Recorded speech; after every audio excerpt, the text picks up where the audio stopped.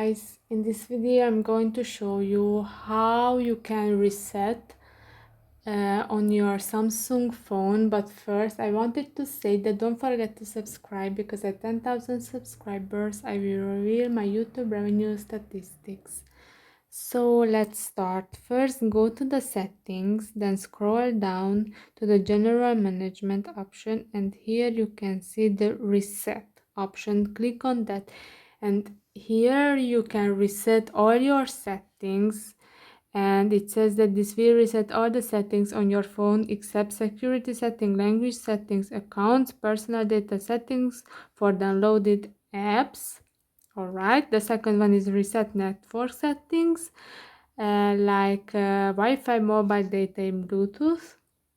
The third one is the reset accessibility settings, which said that related settings such as keyboard and font size won't be reset. Accessibility settings in your downloaded apps won't be changed. Your personal data won't be affected.